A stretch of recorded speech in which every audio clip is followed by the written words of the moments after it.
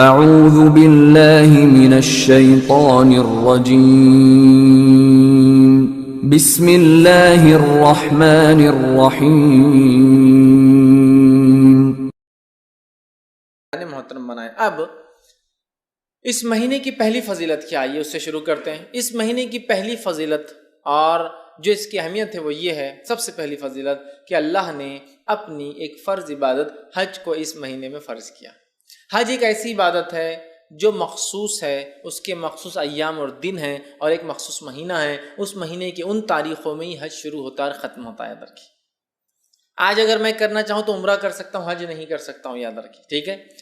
محرم اسی طرح جو ہے رمضان ہے، رمضان میں روزے فرض کیے، اس کی ایک تاریخ ہے شروعات، اس کی خاتمہ ہے، روزہ کب شروع ہوگا کب ختم ہوگا تمام تفصیلات بتا دی گئی۔ تو اسی طرح جیسے اللہ نے رمضان کو فرض عبادت روزوں کے لیے چنا، اللہ رب العزت نے سب سے پہلی فضیلت ذوالحجہ کی ہے کہ اپنی ایک فرض عبادت حج کا اس میں انتخاب کیا کہ لوگ حج اس مہینے کے اندر کرے۔ تو ذوالحجہ اس مہینے کی پہلی فضیلت یہ ہے کہ اللہ نے حج کے اندر جو ہے حج کے لیے اس مہینے کا انتخاب کیا۔ اور حج کیا ہے میں سمجھتا ہوں سب جانتے ہیں۔ ابراہیم علیہ السلام جو اللہ کے برگزیدہ نبی تھے، اور ہم جو ہے ایک انبیاء میں بڑا ابو الانبیاء ان کا لقب تھا، ہم نبیوں کے باپ کہلاتے ہیں۔ اللہ رب العزت سے آپ نے دعا کی تھی، اور آپ کے بعد سارے انبیاء آپ ہی کی نسل میں پیدا ہوئے، گو اس کے بعد کی پوری جو ہے یا تو اسحاق علیہ السلام سے، یا پھر آپ کے جو ہے دوسرے بیٹے جو ہے اسماعیل علیہ السلام سے، دونوں سے ہی سارے نبی پھر آخر تک آئے۔ تو اللہ نے ان کو چن لیا تھا، اور انہوں نے ہی اپنے بیٹے اسماعیل علیہ السلام کے ساتھ مل کر کعبے کی تعمیر کی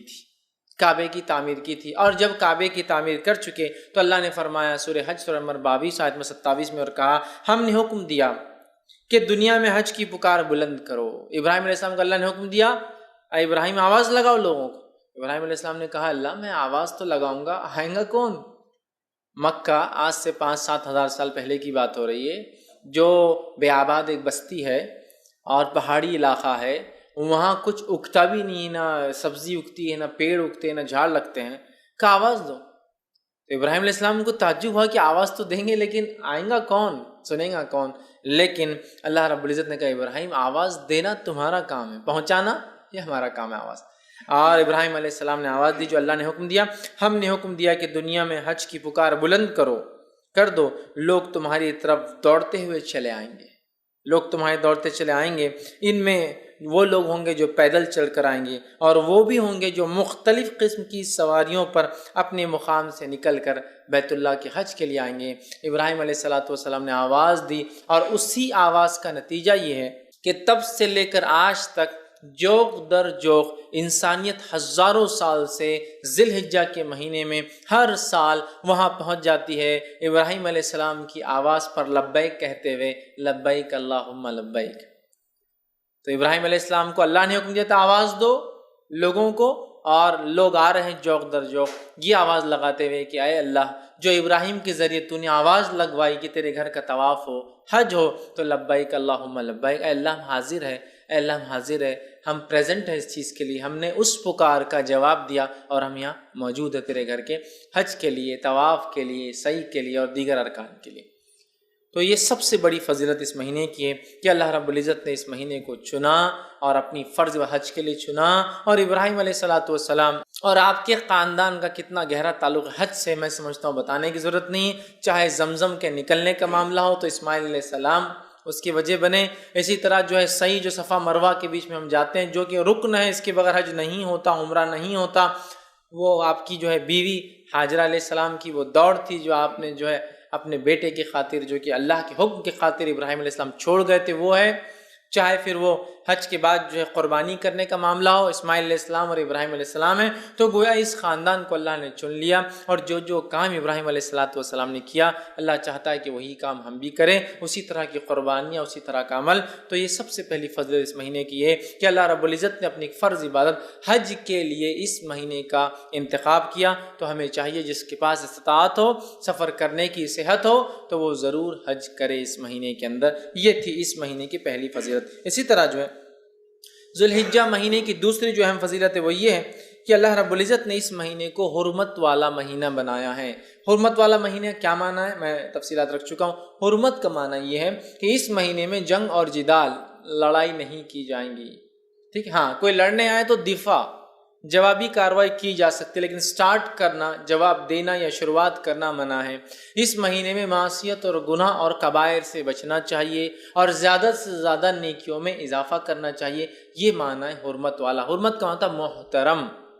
جیسا مسجد حرام کہتے ہیں، مطلب محترم، یا حرام کا معنی ہوتا ہے وہ چیزیں جو عام جگہ پہ حلال ہے یہاں لیکن وہ حرام ہے۔ ٹھیک ہے، عام جگہ پہ آپ جھاڑ وغیرہ توڑ سکتے ہیں، جب آپ حج کو جائیں گے تو حرم کے اس میں آپ جھاڑ نہیں توڑ سکتے ہیں نا۔ تو گویا جو چیزیں باہر کی جا سکتی ہے، ابھی جو حج کے لیے جب جائیں گا آدمی تو وہاں اس مقام پہ نہیں کر سکتا، اسے حرمت والا کہتے ہیں، محترم یا حرام چیز۔ اسی وجہ سے مسجد حرم کو حرم کہا جاتا ہے کہ وہاں حرام ہے بہت ساری چیزیں، غلط سوچنا وہاں غلط ہے، نقصان پہنچانا غلط ہے، ایذا دینا غلط ہے، سمجھ رہے ہیں؟ تو 4 مہینے حرمت والے ہیں، تو یہ ان مہینوں میں سے ایک مہینہ ہے۔ تو دوسری فضیلت اس مہینے کی یہ ہے کہ اللہ نے اس مہینے کو حرمت والا مہینہ بنایا ہے، اور اس کی حکمت علماء بیان کرتے ہیں کہ اللہ نے کیوں اس مہینے کو حرمت والا بنایا، اور خاص طور سے ان 3 ماہ کو ایک کے بعد ایک ذوالقعدہ، ذوالحجہ اور محرم کو کیوں حرمت والا بنایا۔ وہ لکھتے ہیں اور کہتے ہیں کہ عرب میں لوٹ مار بہت زیادہ تھی، تو وہ قافلوں کو لوٹ لیا کرتے تھے، تو اللہ رب العزت نے 3 مہینے کو پیدر پر محترم بنا دیا، جس کی وجہ سے حج کو جانے کا جو قافلہ ارادہ کرے تو حج کا مہینہ بیچ میں آتا ہے، ذوالقعدہ محترم، تو آدمی سفر کو نکل گیا، قبائل اپنے اپنے علاقوں سے نکلے، اور عربوں کے پاس اس کا بہت احترام تھا۔ نبی اکرم صلی اللہ علیہ وسلم کے زمانے میں بھی عرب حالانکہ جاہل تھے، بت پرست تھے، لیکن ان 4 مہینوں میں لوٹ مار نہیں کیا کرتے تھے۔ یہ الگ بات ہے کہ لوٹ مار کرنے کی ٹیکنکس نکال لی تھی انہوں نے، کرتے یہ تھے کہ ہر سال میں کچھ سال اعلان کر دیتے کہ یہ بار محرم کا مہینہ بعد میں آئے گا۔ 3 مہینے ان سے، چونکہ ان کا بزنس یا ٹریڈنگ کچھ بھی نہیں تھی، تو انہوں نے یہ طریقہ نکالا تھا لوٹ مار۔ تو یہ کرتے تھے کہ محرم کو سرکا دیتے تھے، بولتے تھے ابھی 2 مہینے ایک ساتھ محترم ہے، لیکن اللہ نے 3 کیوں رکھے تھے، اس کی حکمت علماء لکھتے ہیں کہ تاکہ قافلے حج کے لیے نکلے مہینہ بھر پہلے، آرام سے حج ذوالحجہ میں پہنچے، حج کرے، اور آرام سے محرم کے مہینے میں اپنے اپنے گھر پہنچ جائے۔ اور رجب کو کیوں کیا اللہ نے پھر محترم بیچ میں، اس کی حکمت بھی علماء لکھتے ہیں تاکہ اگر عمرے کے لیے اگر کسی کو نکلنا ہو تو اللہ نے اس 1 مہینے کو بھی محترم کر دیا، تاکہ لوگ آئے عمرہ کر کے اپنے اپنے گھر محفوظ اور حفاظت کے ساتھ چلے جائیں۔ یہ حکمت علماء لکھتے ہیں، کوئی ضروری نہیں کہ یہی ہو، لیکن یہ بھی کئی حکمتوں میں سے اللہ کی ایک حکمت ہو سکتی ہے کہ حج کو چاہ کے لوگ آئے، امن و امان کے ساتھ آئے۔ 3 مہینے کو ایک ساتھ حرمت والا کر دیا، اور ایک بیچ میں تاکہ لوگ عمرے کے لیے آسانی سے آ سکیں۔ تو حرمت والا مہینہ یاد رکھیے، اور یہ اس کی بہت بڑی جو ہے اہمیت ہے، اس کو ہم نے سمجھنا چاہیے۔ اور اللہ رب العزت نے قرآن میں بیان کیا، اور اس مہینے کے تعلق سے اور حج کے تعلق سے بالخصوص، اور سورہ بقرہ سورہ نمبر 2 آیت نمبر 197 میں اور فرمایا کہا الحج شہر معلومات، اللہ فرماتا ہے اور کہتا ہے حج کے مہینے معلوم ہے اور معروف ہے، تم سب کو پتہ ہے۔ پھر فرمایا فمن فرض فیہن الحج فلا رفث ولا فسوق ولا جدال فی الحج، تو جو تم میں سے حج کا ارادہ کرے، حج کو جائے، اپنا فریضے کو پورا کرے، وہ ہر قسم کی بے حیائی سے رکا رہے، اللہ کے احکامات کی جو ہے نافرمانی بالکل نہ کرے، اور لڑائی جھگڑا ولا جدال، اور لڑائی جھگڑا حج میں نہ کرے۔ ٹھیک ہے، تو یہ بڑا محترم مہینہ تھا، اور عرب اس کو اتنا محترم مانتے تھے، اور حرم کو اتنا محترم مانتے تھے کہ اپنے اگر والد کی قاتل، باپ کی قاتل کو بھی دیکھتے تو حرم میں اس سے بدلہ نہیں لیا جاتا تھا، یا حرمت والے مہینوں میں اس سے بدلہ نہیں لیا جاتا تھا۔ ٹھیک ہے، تو ان کے بعد اس کی حرمت تھی، لیکن یہ بڑی افسوس کی بات ہے، ہم لوگوں کو 4 مہینے حرمت والے ہیں، نبی اکرم صلی اللہ علیہ وسلم حدیث میں بیان کر رہے ہیں، اتنے سارے حدیث کے ذخیرے اور علماء کے اقوال اور فقہوں کی کتابوں میں کیا کرنا ہے کیا نہیں کرنا لکھا ہوا ہے، لیکن اس کے بعد بھی ہم میں سے اکثریت ایسی ہے مسلمانوں کی جن کو حرمت والے مہینے کیا ہے یہی نہیں پتہ ہے۔ اگر کسی جاب کرنے والے کو، آفس جانے والے کو یہ بولے کہ ویکینڈ کیا ہے، اگر اسے نہیں پتا ہے تو اس سے بڑا احمق اور بیوقوف کون ہو سکتا ہے؟ جو لوگ جو آفس جاتے ہیں، جاب کرتے ہیں، ویکینڈ سب کو پتا ہے، اس لیے کہ چھٹی ہوتی ہے، خوشی ہوتی ہے کہ اب ہمارا ہفتہ ختم ہو رہا ہے۔ کسی کا 5 دن کا ورکنگ ہوتا ہے، 2 دن کا جو چھٹی ہوتی ہے، کسی کا 6 دن کا ورکنگ ہوتا ہے، 1 دن کی، تو ویکینڈ کہتے ہیں اس کو، ہے نا؟ مطلب ایک چیز جس میں چھٹی اور ہم خالی ہے تو اس کی اہمیت ہم کو پتا ہے۔ ٹھیک ہے، تو اسی طرح حرمت والے مہینوں کے بارے میں بھی تو پتہ ہونا چاہیے نا۔ یہ وہ مہینے جن میں ہمیں جنگ اور جدال نہیں کرنا ہے، فسق اور فجور اور گناہ اور معصیت اور کبائر سے بچنا ہے، نیکیوں میں اضافہ کرنا ہے، اللہ کی تکبیرات بیان کرنا ہے، کچھ کے اندر کچھ مخصوص چیزیں بتائی بھی گئی ہے کیا کیا کرنا ہے۔ لیکن ہم جو ہم میں سے اکثریت حرمت والے کب آتے ہیں مہینے اور کب چلے جاتے ہیں. اور اس کی ایک اہم وجہ یہ بھی ہے کہ ہم لوگ اسلامک کیلنڈر جانتے ہی نہیں ہیں. اگر ہم میں سے میں کہتا ہوں 100 مسلمانوں میں سے پوچھ لیا جائے کہ اسلام کے 12 مہینوں کے نام کیا، تو میں سمجھتا ہوں ہندوستان کے حد تک تو بتا سکتا ہوں 1 سے 2% لوگ ہی بتا سکتے کہ اسلامی 12 مہینوں کے نام کیا ہے. 1 سے 2% لوگ، مطلب 100 میں سے 2 لوگ بتا پائیں گے، باقی کو وہ سب پورے پتہ نہیں گڑبڑ، اردو مکس اس میں اور پتہ نہیں فارسی نام اس میں مکس اور پتہ نہیں کیا کیا. اگر تھوڑے بہت یاد بھی ہے تو پتہ نہیں وہ عجیب و غریب انداز، مطلب وہ نام نہیں ہے جو اسلامی نام ہے یا جو اسلامی کیلنڈر میں یوز ہوتے ہیں. ٹھیک ہے، تو ہمیں چاہیے اس جو قمری کیلنڈر ہوتا ہے جو چاند سے چلتا ہے، جو اسلامک کیلنڈر ہے، ہجری کیلنڈر جس کو کہتے ہیں، کم از کم ان 12 مہینوں کے نام ضرور یاد کرے تاکہ یہ حرمت والے مہینے گزرے تو یاد آئے ارے یہ حرمت والا ہے. ایٹ لیسٹ کلک تو ہوتا ہے نا کہیں نہ، ارے محرم آیا مطلب حرمت والا آ گیا، ارے ذوالحجہ آ گیا، ارے حرمت والا آ گیا، ارے ذوالقعدہ آ گیا، ارے جو حرمت والا آ گیا، ارے رجب آ گیا وہ حرمت. تو ایٹ لیسٹ نام یاد ہوں گے تو ریپیٹ ہوں گا. تو نام ہی نہیں پتا تو اب وہ حرمت والے اور غیر حرمت والے کا کیا اس میں مطلب اصطلاح فرق کیسے کریں گے بتائیے؟ شناختی نہیں ہوں گی کوئی چیز کی تو آپ اوائڈ کیسا کریں گے، یا پھر اس میں کیا کرنا کیسے معلوم کریں گے؟ تو ضرور آپ خود اور اپنے بچوں کو ضرور اسلامی کیلنڈر کے 12 مہینے کون سے یاد کریں. بہت آسان ہے، 5 منٹ بیٹھنا پڑے گا، لے کر 5 منٹس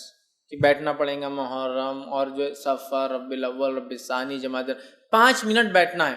اور آپ کو پورے یاد ہو جائیں گے باہر. یہ الگ بات ہے کہ ہم یوز نہیں کرتے تو ترتیب بہت جلدی نہیں بول سکتے، جیسے ہم جنوری، فروری، مارچ، اپریل، مئی، جون، جولائی بول سکتے، چونکہ ہم ریپیٹیٹیولی اس کو بولتے ہیں Monday, Sunday, Monday, Tuesday, Wednesday, لیکن یہ ریپیٹیٹیو نہیں بولتے ہم. لیکن پھر بھی یاد تو ہوں گے،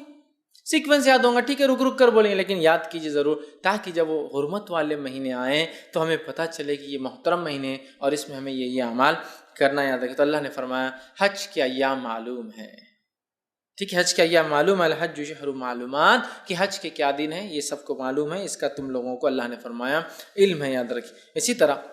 اس مہینے کی تیسری فضیلت، اہم فضیلت یہ ہے کہ اس مہینے میں اللہ نے جو 2 تہوار، جو 2 عیدیں ہمیں دی ہے، جو 2 منانے کے فیسٹیولز دیے، وہ 2 میں سے ایک فیسٹیول آتا ہے جس کو عید الاضحیٰ، بقر عید، عید الاضحیٰ، یوم النحر اور بہت سارے ناموں سے بہرحال پکارا جاتا ہے. ٹھیک، تو یہ دوسرا تہوار ہمیں دیا گیا. ٹھیک، تو یہ مہینہ بڑی اہمیت کے اندر حامل ہے. ایک عید الفطر ہے جو 9ویں مہینے میں رمضان میں آتی ہے، اور ایک عید الاضحیٰ ہے جو 12ویں مہینے میں اس کی 10 تاریخ کو آتی ہے. ٹھیک ہے، تو ہمیں چاہیے کہ اس مہینے کا احترام کرے، اس لیے کہ اللہ نے اس کی فضیلت یہ ہے کہ اس میں ایک عید کو مقرر کر دیا. اور جو ہے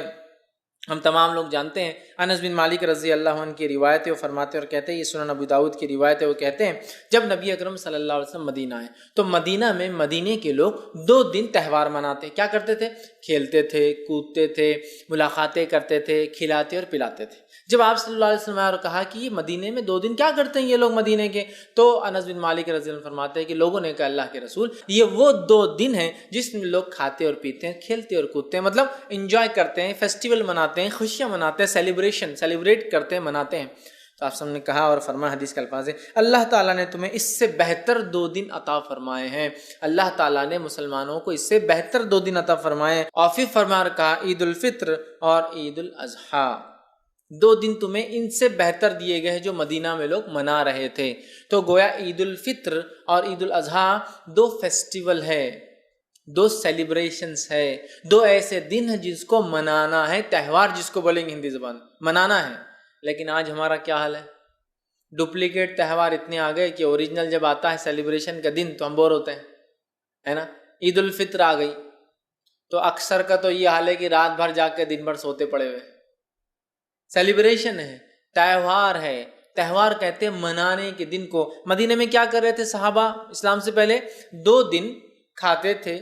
پیتے تھے اور کھیلتے اور کودتے تھے اور تہوار مناتے تھے. مطلب وہ 2 دن انجوائمنٹ کے تھے، فل وہ لوگ ایک دوسرے کو انٹرٹین کرتے اور کھاتے اور پیتے تھے. آپ نے فرمایا تمہیں اللہ نے اس سے اچھے 2 دن دیے ہیں، اور وہ کیا ہے ریپلیسمنٹ وہ 2 دنوں کا؟ تمہیں عید الفطر اور عید الاضحیٰ دی گئی ہے.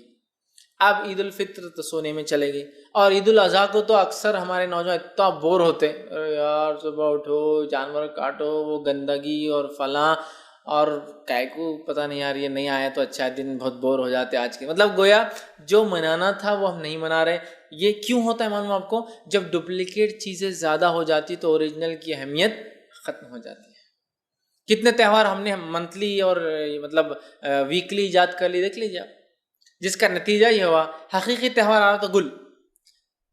شب قدر وہ رات ہے جس کو جاگنا ہے، اور اللہ کے رسول صلی اللہ علیہ وسلم اور آپ کی ازواج کو آپ پورے 10 راتیں جگاتے، یہ ہے شب قدر۔ کرنا ہے، جاگنا ہے۔ آپ سے ثابت ہے کہ آپ انس بن مالک رضی اللہ عنہ کو بھیجتے، چونکہ آپ تو اعتکاف میں ہوتے، جاؤ میرے بیویوں کے گھر جاؤ، دستک دو اور سب کو اٹھو، آج قدر ہو سکتی، منانا ہے۔ اب ہم نے کیا کر لیا، 15 شعبان کو منا لیا، شب برات 120 سال کا ثواب پا لیا، حالانکہ موضوع روایت ہے۔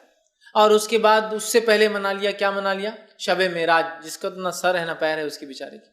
نہ اس کا کوئی ثبوت ہے، اور دونوں منا لیا۔ اب قدر کی ضرورت ہی کیا رہی، اس لیے کہ 120 سال کا ثواب تھا، 15 شعبان کو اٹھا لیا ہمارے جو مسلمان بھائی نے، اب اس کو کیا ضرورت ہے شب قدر کی، جس کے بارے میں اللہ کے رسول صلی اللہ علیہ وسلم کی حدیث، جس کے بارے میں اللہ نے اپنے کلام میں 97 نمبر کا 97 نمبر کا پورا سورہ اتار دیا، اِنَّا أَنزَلْنَاهُ فِي لَيْلَةِ الْقَدْرِ وَمَا أَدْرَاكَ مَا لَيْلَةُ الْقَدْرِ لَيْلَةُ الْقَدْرِ خَيْرٌ مِنَ أَلْفِ شَهْرٍ، 1000 مہینوں سے افضل کا ہے اس رات کو، لیکن ہم اس کو انجوائے نہیں کر رہے ہیں، اس کو منا نہیں رہے جیسا منانے کا حق عبادتیں کر کے۔ کیوں؟ ڈپلیکیٹ نے اصل کو ختم کر دیا۔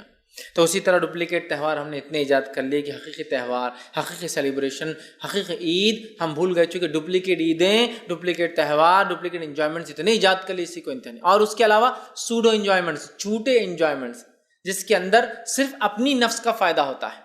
یہ حقیقی انجوائمنٹ ہے کیا؟ عیدین حقیقی انجوائمنٹ ہے، دونوں میں کچھ نہ کچھ دینا ہے انسانیت کے لیے۔ عید الفطر میں آپ فطرہ نکال رہے ہیں، عید الاضحیٰ میں آپ گوشت تقسیم کر رہے ہیں، انسانیت کو کچھ دے رہے ہیں، جبکہ باقی جتنے انجوائمنٹس میرے اور آپ کے سب صرف ایک پرٹیکولر گروپ کو فائدہ دیتے ہیں، ہم سب دوست مل کے کھا رہے ہیں۔ اگر ہم فقیر آ گئے تو ہکا لو یار اس کو، یہاں آ گیا تو کھڑا ہو گیا، اس کے دیکھنے کی وجہ سے نظر لگ جائیں گے، دیا نہیں جا رہا اس کو، ایک لمیٹڈ گروپ میں ہے۔ لیکن یہ 2 تہوار ایسے ہیں جس میں ساری امت فائدہ اٹھاتی ہے، اور بلکہ امت سے بڑھ کر انسانیت بھی فائدہ اٹھاتی ہے، سمجھ رہے ہیں آپ؟ تو بہرحال آپ صلی اللہ علیہ وسلم فرمائیے ہے، اور ان 2 عیدوں کے علاوہ اسلام میں کوئی جشن،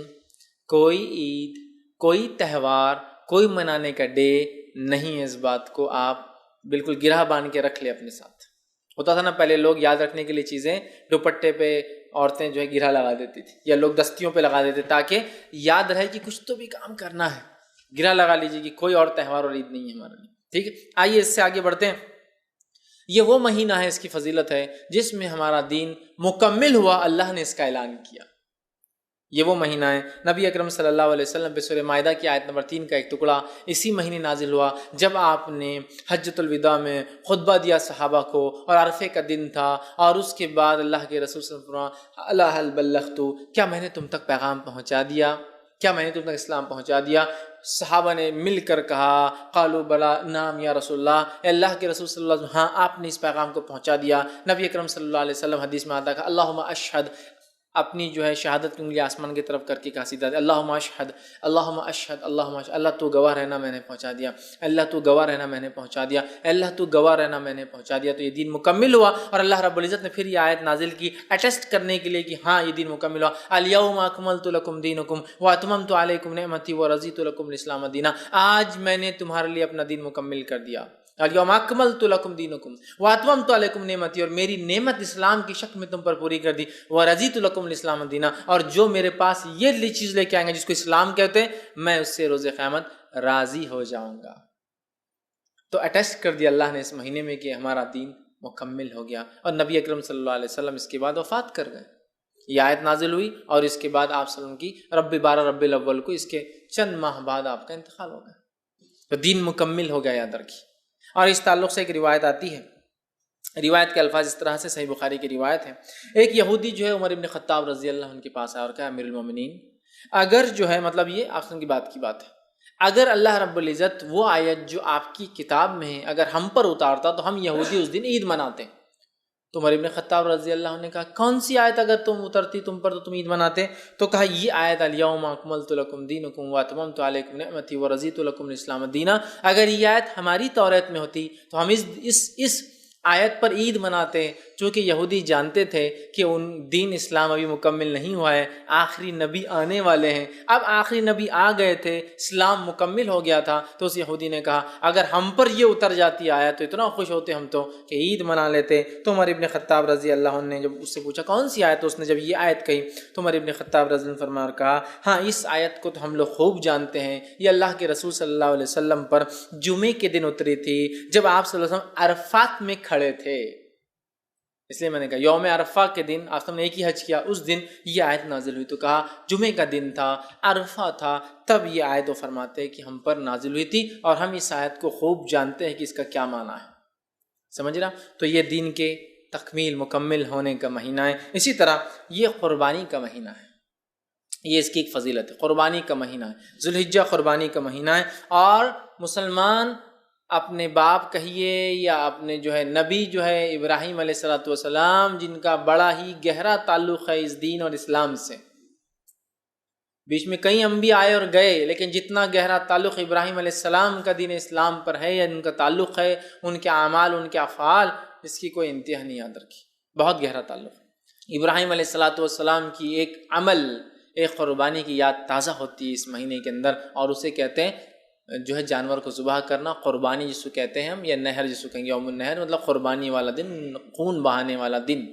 ٹھیک ہے۔ تو یہ مہینہ جو ہے قربانی کا مہینہ ہے، اور 10 ذوالحجہ کو جس کو یوم النہر کہتے ہیں، مسلمان حسب استطاعت یا تو جانور لے کر یا اس میں ایک حصہ ڈال کر جانور کے گردن پہ چھری پھیرتا ہے اور اس قربانی کو یاد کرتا ہے، اے اللہ تیرے خلیل نے، تیرے دوست نے، ابراہیم علیہ الصلوۃ والسلام نے جس طرح سے قربانی دی تھی، ہر قسم کی قربانی دی تھی، اور قربانی دے کر تیری عبادت کو، تیرے حکم کی تکمیل کی تھی، اسی طرح ہم بھی جو ہے کمال عبادت کو پہنچنے کے لیے، اسی طرح قربانی کا جذبہ جگانے کے لیے 10 ذوالحجہ کو جانور کی گردن پہ چھری پھیر کر اعلان کرتے اللہ ہم جس طرح سے جانور کی گردن پہ چھری پھیر رہے ہیں، وقت آنے پر اپنے مال، اپنی جان، اپنی اولاد، اپنا وقت، اپنی صلاحیت، اپنا جسم، جو کچھ ہو سکتا ہے تیری راہ میں قربان کر دیں گے۔ تو یہ قربانی کا مہینہ ہے، یہ مہینہ ہمیں تعلیم دیتا ہے، ایجوکیٹ کرتا ہے، اے مسلمانوں قربانی دینا سیکھو۔ افسوس کی بات ہے قربانی کی رسم ہم میں باقی رہ گئی، میں رسم اس لیے کہہ رہا ہوں کہ اس کی حقیقت پیچھے سے نکل گئی،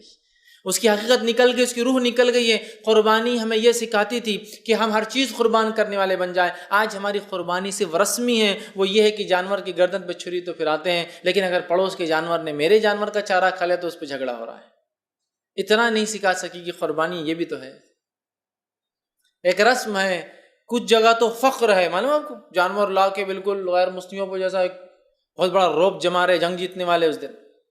جانور خوب گھما رہے، چرا رہے، اب یہ کریں گے، روب جما رہے ہیں، کیا کیا کر رہے ہیں۔ یہ قربانی جو سبق دینا چاہیے تھا، جو لیسن دینا چاہیے تھا، جو نصیحت ہمیں دینا چاہیے تھا، جو اس سے فائدہ ہمیں ہونا چاہیے تھا، وہ یہ تھا کہ ہمیں یہ ٹرین کرے اللہ ہم ہر چیز تیری راہ میں قربان کرنے کے لیے ریڈی ہے اور تیار ہے، لیکن نہیں کیا اس قربانی نے، وہ جذبہ نہیں جگایا، رسم باقی رہ گئی کہ وہ کر رہے ہیں، ہزاروں کا جانور لا رہے ہیں، کچھ لوگ لاکھوں کا لا رہے ہیں اور ذبح کر رہے ہیں، لیکن وہ جذبہ نہیں پیدا ہو رہا ہے قربانی دینے کا، قربان ہونے کا، اللہ سے قرب حاصل کرنے کا۔ بہت زیادہ ضروری یاد رکھیے، تو یہ مہینہ قربانی کا مہینہ ہے اور مسلمان اس میں حسب استطاعت قربانی کا۔ اسی طرح یہ مہینہ جو ہے وہ مہینہ ہے جس میں ایام تشریق آتے ہیں۔ ایام تشریق کیا ہے؟ ایام تشریق وہ دن ہوتے ہیں جس کے تعلق سے اللہ رب العزت نے سورہ بقرہ میں یوں فرمایا، بقرہ سورہ نمبر 2 آیت 203 میں اور فرمایا کہا وَاذْكُرُوا اللَّهَ فِي أَيَّامٍ مَّعْدُودَاتٍ، کہ اللہ نے فرمایا کہا اللہ کا بس ذکر کرو ان معلوم ایام میں، ان مخصوص ایام میں، ان فکس ڈیٹس میں۔ اور اس کی شرح کے اندر، اس کی تفسیر کے اندر علماء لکھتے ہیں، مفسرین لکھتے ہیں، اور وہ اس طرح سے آتی ہے کہ اس آیت میں جو ایام معدودات، وہ فکس ایام، وہ چند دن جس کا ذکر ہوا ہے وہ ہے ایام تشریق، 11 ذوالحجہ، 12 ذوالحجہ اور 13 ذوالحجہ۔ یہ ہے یہاں اس آیت نے مراد کہ اللہ کا ذکر کرو، بڑائی بیان کرو ان مخصوص معلوم دنوں کے اندر۔ اور وہ کون سے دن ہیں جس میں اللہ کی بڑائی بیان کرنا ہے، کبریائی بیان کرنا ہے، تمہید کرنا ہے، تحلیل کرنا ہے، تکبیر کرنا ہے؟ وہ دن یہ 3 ہیں اندر کی خاص۔ اس کے علاوہ بھی ہے، ابھی آگے آتے جائیں گے، فضائل تو پہلے 10 دن کے بھی آئیں گے، یہ تو 11، 12 اور 13 کے دیکھ رہے ہیں، لیکن ہم اس کی طرف جا رہے ہیں۔ تو ان 3 دن میں تو خاص آیت ہی ہے، وہ 10 دن میں بھی یہ شروع کیے ذی الحجہ کے، لیکن یہ 3 دن میں خاص ہے کہ اللہ کا ذکر کرو ان مخصوص معلوم ایام کے اندر، ٹھیک ہے۔ اور وہ کون کون سے دن ہیں؟ 11، 12 اور 13، ان کو کہتے ہیں ایام تشریق، کھانے اور پینے کے دن، ان میں روزہ نہیں رکھ سکتے، سمجھ گیا؟ تو یہ ایام تشریق جس کو اللہ نے کہا، تو یہ ایام تشریق بھی اسی مہینے میں آتے ہیں، یہ بھی اس کی فضیلت جس کو قرآن نے کہا وَاذْكُرُوا اللَّهَ فِي أَيَّامٍ مَعْدُودَاتٍ، اللہ کا ذکر کرو ان مخصوص ڈیز کے اندر، مخصوص ٹائم کے اندر، مخصوص جو باتیں بتائی گئی، دن بتائے گئے۔ تو یہ جو 3 ہیں، اور اس میں جو ہے 13 ذی الحجہ کی عصر تک جو ہے ایام تشریق ہوتا ہے، تب تک ہمیں جو ہے اللہ کی حمد و ثنا اور تکبیرات بیان کرنا ہے۔ اور ایام تشریق کھانے پینے کے دن، آپ سے فرمایا صحیح مسلم کی روایت ہے، ایام تشریق کھانے پینے اور اللہ کا ذکر کرنے کے دن ہیں، ایام تشریق کھانے پینے اور اللہ کا ذکر کرنے کے دن ہیں۔ اور ایک حدیث میں آپ نے فرمایا کہا یوم عرفہ 9 ذی الحجہ، یوم النحر 10 ذی الحجہ، ایام تشریق 11، 12 اور 13 ذی الحجہ، آپ نے فرمایا جو سب کے لیے عید کے لفظ آپ نے فرمایا، حدیث کے اندر آتا ہے کہ یہ سب عید، ابو داؤد کی روایت آپ نے فرمایا یوم عرفہ، یوم النحر، ایام تشریق اہل اسلام کے لیے عید کے ایام ہیں اور یہ کھانے پینے کے دن ہیں۔ لیکن 9 عرفہ جو حاجی نہیں ہیں وہ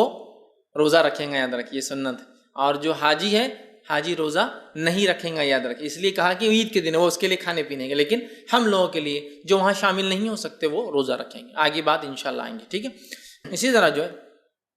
ایام تشریق کو جو ایام مینا بھی کہا جاتا ہے، اس لیے کہ حاجی جب مینا میں جو ہے رکتا ہے، وقوف کرتا ہے، وہاں ٹھہرا رہتا ہے، اس لیے بھی کہتے ہیں۔ کعب بن مالک رضی اللہ عنہ بیان کرتے ہیں اور فرماتے ہیں کہ اللہ کے رسول صلی اللہ علیہ وسلم نے صحیح مسلم کی روایت ہے ہمیں بھیجا اور جا کر کہا جو لوگ رکے ہوئے تھے ایام تشریق میں مینا میں، اور کہا جنت صرف مومنوں کے لیے ہے اور مومن اس میں داخل ہوں گا، اور ایام مینا کھانے پینے کے دن ہے تاکہ کوئی روزے نہ رکھے اس میں، اور ایام مینا کھانے پینے کے دن ہے تاکہ کوئی اس میں روزہ نہ رکھ لے حاجی، اس نیت سے کہ یار فائدہ ہوں گا ہم حج میں ہیں، ٹھیک ہے، تو کہا یہ کھانے پینے کے دن ہیں۔ اسی طرح جو ہے ایک روایت کے اندر آتا ہے، اور اس کے الفاظ اس طرح سے کہ آپ نے فرمایا کہا حج عرفات میں ٹھہرنا ہے، حج عرفات میں ٹھہرنا ہے، حج عرفات میں ٹھہرنا ہے، حج عرفات بڑا اہم دن یاد رکھیے، وہ حج کہا آپ نے، عرفات میں ٹھہرنا یہی حج آپ نے فرمایا، 3 مرتبہ کہا، اور پھر فرمایا ایام مینا 3 ہیں،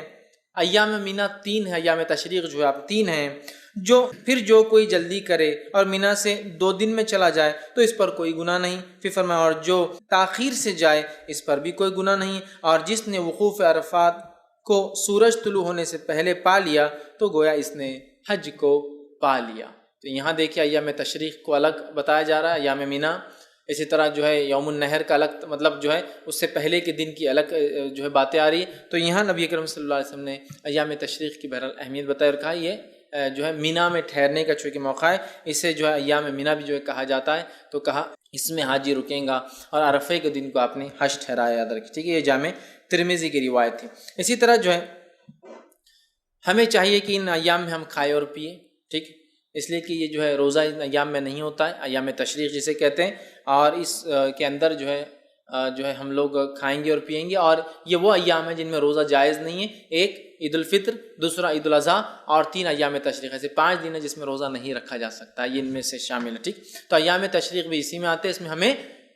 اللہ کا ذکر کرنا ہے، اللہ کا ذکر۔ اب آئیے آگے ہم بڑھتے ہیں، وہ ذکر کیا ہے، میں ابھی اس میں آ رہا ہوں۔ اس مہینے کی خصوصیت ہے کہ اس مہینے میں کثرت سے تسبیح، تحلیل اور تکبیر اور تحمید کرنا ہے، یاد رکھیے، یہ مہینے کی خصوصیت ہے، کثرت سے ہمیں تکبیرات اس مہینے میں، چاہے وہ ایام تشریق ہو چاہے پہلے 10 دن ہو، سب انکلوڈیڈ اس کے اندر، یاد رکھیے ہمیں کثرت سے تکبیرات کو پڑھنا ہے، خاص طور سے آخر 3 دن میں بھی، لیکن عام طور سے پہلی ذی الحجہ کی تاریخ سے لے کر تو 10 تک، اور اس کے بعد 11، 12 اور 13 تک، یاد رکھیے ہمیں جو ہے خوب جو ہے کثرت سے جو ہے اللہ کی تکبیر بیان کرنا ہے، تو تسبیح بیان کرنا ہے، تحلیل بیان کرنا ہے، تکبیر بیان کرنا اور تحمید بیان کرنا ہے۔ آئیے ہم دیکھتے ہیں، اللہ نے فرمایا وَاذْكُرُوا اسْمَ اللَّهِ فِي أَيَّامٍ مَعْلُومَاتٍ، سورہ حج آیت نمبر 27 میں یہاں فرمایا کہا ان ذی الحجہ کی ابتدائی 10 دنوں میں، وہ تھا ایام تشریق کے 3 دنوں کے تعلق سے جو آیت میں نے سورہ بقرہ کی 203 پڑھی تھی، اب یہ سورہ حج کی آیت نمبر جو ہے 27 ہے، اس میں اللہ نے فرمایا اور کہا وَاذْكُرُوا اسْمَ اللَّهِ فِي أَيَّامٍ مَعْلُومَاتٍ، ان ایام میں جن کا علم تمہیں دیا گیا ان میں اللہ کا ذکر کرو، اور اس سے مراد ہے پہلی ذی الحجہ سے لے کر 10 ذی الحجہ تک ہمیں کیا کرنا ہے، تکبیر، تحمید، تحلیل اور اللہ کی خوب بڑائی بیان کرنا ہے، تکبیر اس کی بیان کرنا ہے۔ تو ابھی پورا لے رہا ہوں، 10 ذوالحجہ میں بھی جو کرنا ہے، پہلے عشرے میں ذوالحجہ کے، اور باقی 3 دن میں بھی پہلی چیز ہمیں کرنا ہے کہ خوب تکبیرات بیان کرنا ہے۔ اور عبداللہ بن عباس رضی اللہ عنہ فرماتے ہیں اور کہتے ہیں کہ اس آیت میں جو ایام معلومات ہے اس سے مراد ذوالحجہ کے پہلے 10 دن ہیں، اور یہ صحیح بخاری میں جو ہے روایت ہے۔ ٹھیک ہے، یوں تو اللہ تعالیٰ کا ذکر ہمیشہ کرنا چاہیے اور ذکر میں ہمیشہ لگے رہنا چاہیے، لیکن ان 10 دن اور بعد کے 13 دنوں میں خاص طور سے اللہ کا ہم ذکر کریں، خاص طور سے ہم ذکر کریں گے۔ لیکن یہ بھی ایک بڑی افسوس کی بات ہے، ان 10 دنوں میں یا ان 13 دنوں میں ہم اللہ کا ذکر خاص طور سے نہیں کرتے جیسا کرنے کا حق ہے۔ کیوں؟ ماحول نہیں ہے، شرم آتی ہے، لوگ کیا بولیں گے، اور صحیح بات ہے کچھ چیزوں کو ہم ایسا بھول چکے ہیں۔ آئیے میں جب باتیں رکھتا ہوں روایتیں تو سمجھ میں آئے گا میں کیا بولنا چاہ رہا ہوں آپ کو، ٹھیک ہے۔ تو ان دنوں کے اندر ہمیں کیا کرنا، اللہ کی خوب جو ہے تکبیرات بیان کرنا ہے، وہ کرنا ہے۔ اسی طرح جو ہے ذوالحجہ کے جو ہے پہلے عشرے اور ایام تشریق میں اللہ تعالیٰ کا جو ہے خوب ذکر کرے، تسبیح کرے، تحلیل کرے، تمہید کرے، تکبیر کرے، اور بہت ساری چیزیں جو ثابت ہے وہ کرے۔ آگے میں انشاءاللہ کیا کیا ذکر ثابت ہے اور کیسے کرنا ہے اس کی تفصیلات بھی آگے رکھنا ہوں، چونکہ ایام تشریق تھے ان میں بھی یہ کرنا ہے، اور 10 مطلب پہلے عشرے ذوالحجہ میں بھی یہ کرنا ہے، اس لیے میں نے یہاں رکھ دیا۔ اب ہم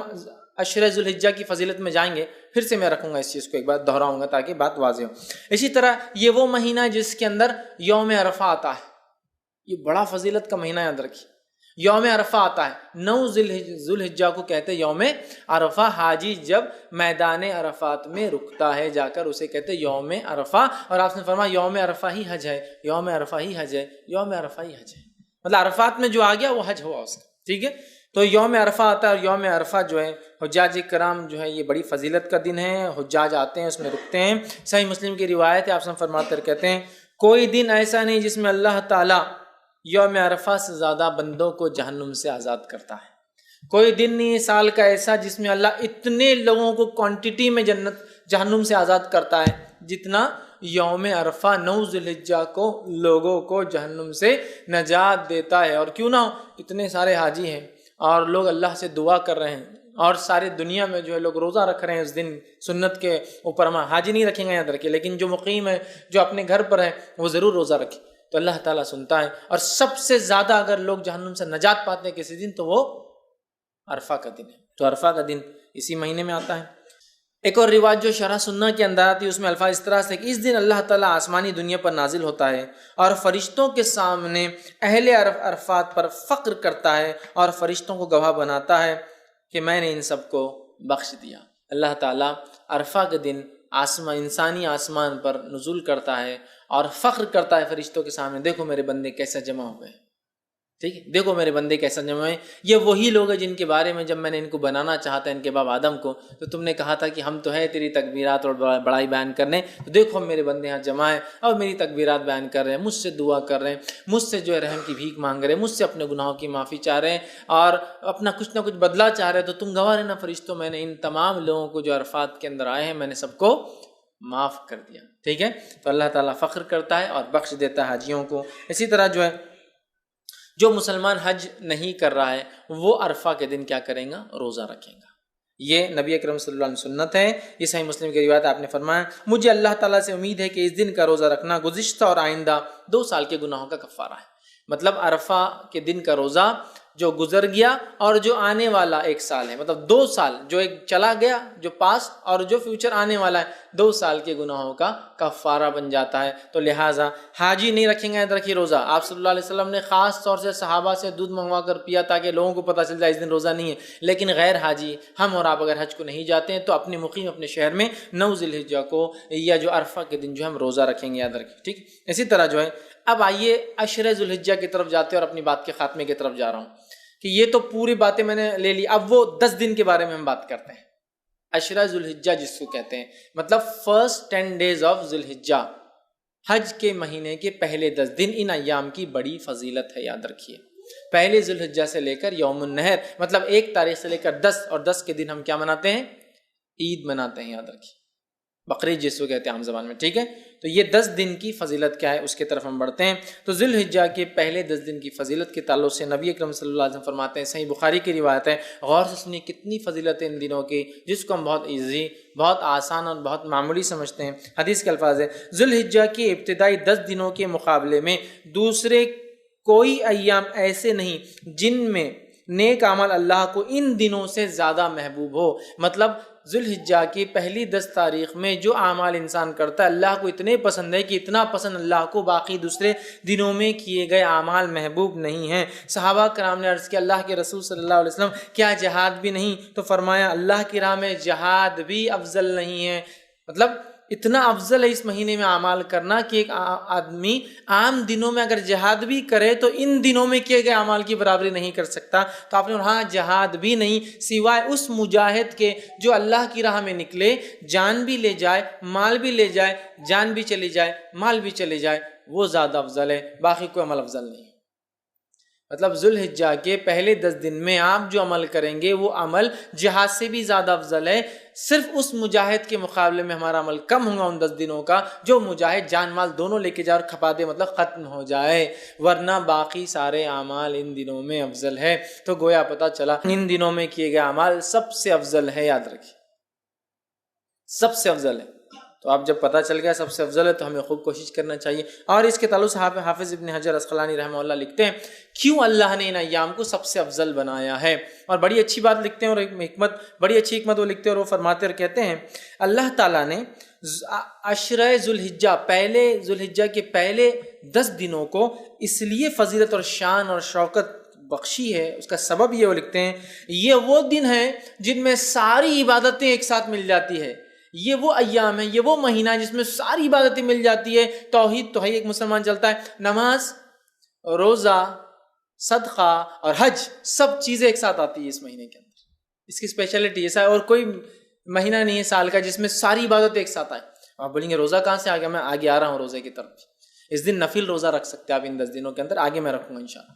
چونکہ ساری عبادتیں وہ کہتے ہیں ایک ساتھ مل جا رہی، سب سے افضل اعمال ہے، تو اب ظاہر سے صدقہ بھی سب سے افضل اسی مہینے کا ہے۔ تو وہ کہتے ہیں چونکہ سارے اعمال ایک ساتھ مل جا رہے ہیں، توحید تو ہے ہی، نماز ہو جا رہی ہے، روز انسان پڑھتا ہے، روزہ بھی ان ایام کے اندر ہے، پہلے تاریخ سے لے کر 9 تاریخ تک روزہ رکھنا یہ سنت، اور اللہ کے رسول ہمیشہ رکھتے تھے ہر سال یہ روزے، فرسٹ 9 روزے ذی الحجہ کے،